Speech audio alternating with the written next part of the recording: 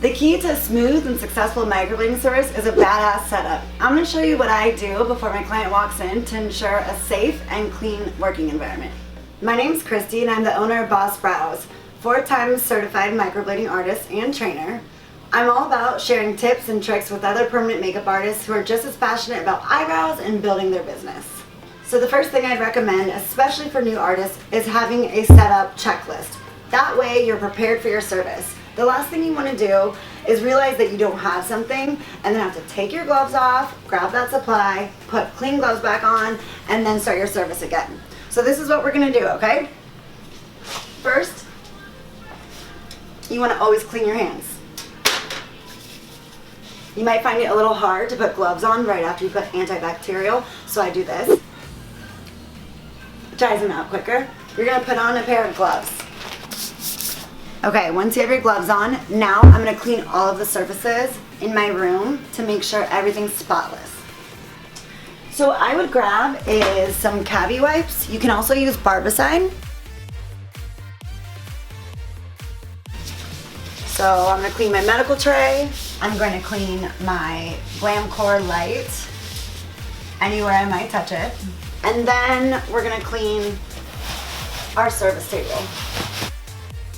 Pretty much what you want to do is create a ritual for yourself so that when you walk in and you're setting up for a client, it's just a second nature. Once you're done cleaning, take off those dirty gloves and dispose of them. I like to wipe down my surfaces after just so that they're not wet. So just wipe them dry.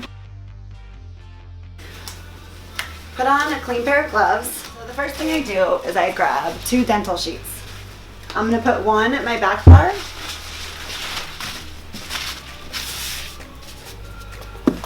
And then I'm going to put one on my medical tray. All of your disposables are going to be on your medical tray. These are the things that you're going to throw away. So this is my medical tray. I have my alcohol wipes, some cotton rounds, a pigment ring, a pigment cup, mascara wand, a microbrush, a spatula, Q-tip, precise Q-tip, and lip applicator. We're not sure what microblading tools we need yet, so we're gonna wait until after the consultation with our client to put the rest of the supplies down. But these are all the basics and you will need this for any client. Your back bar is everything you wanna keep separate from your medical tray. You don't wanna have any cross-contamination. The mask can really go wherever you want, but ideally you'll be wearing it. So for now I'm just gonna keep it at the back bar.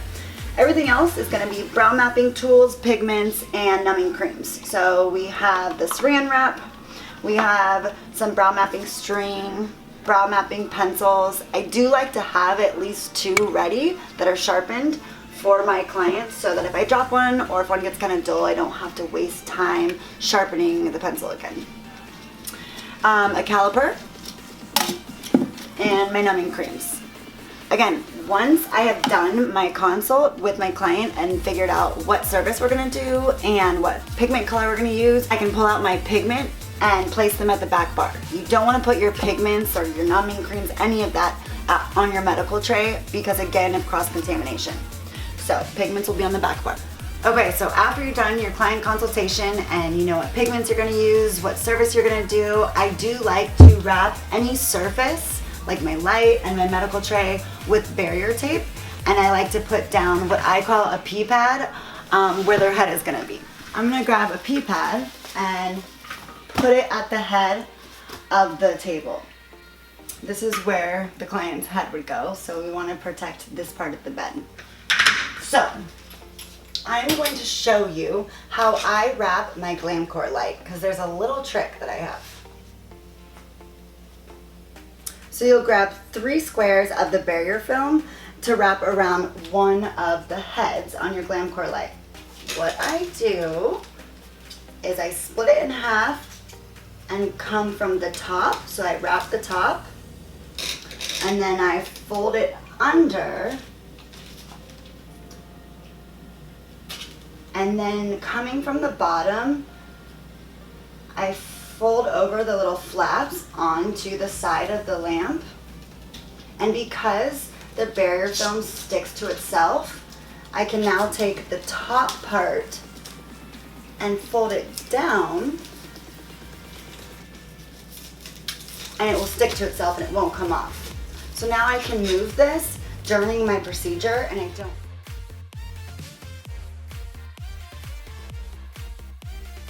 But that's not the only thing we're gonna touch. We touch a lot of things.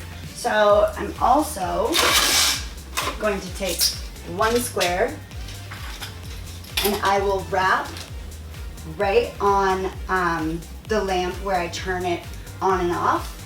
So if I need to adjust my lighting, so I just kind of go like that. So now I can turn my lamp on, but I may need to move my lamp. So I'm also going to put some of the tape right here so that I can move my lamp throughout the service. So again, I'm just gonna grab one square of the barrier foam and just stick it like that. And now I can use this as the handle and don't have to worry about anything else. Once I'm done with a client, I will remove this and still clean my light like always, but this way it just adds another layer of protection. Okay, I'm also going to be touching my medical tray quite a bit. So what I do is I take one square and I wrap them around the handles so that I can move my tray throughout the service.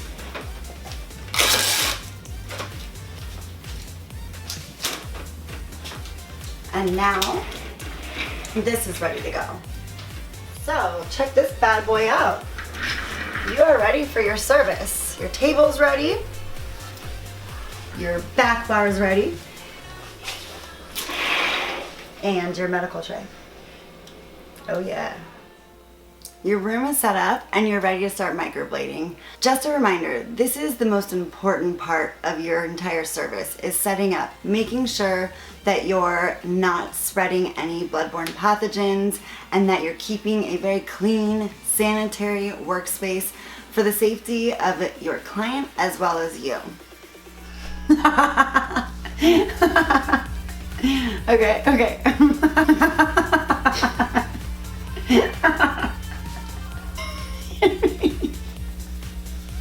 That should be the video, just this. It's perfect. Okay.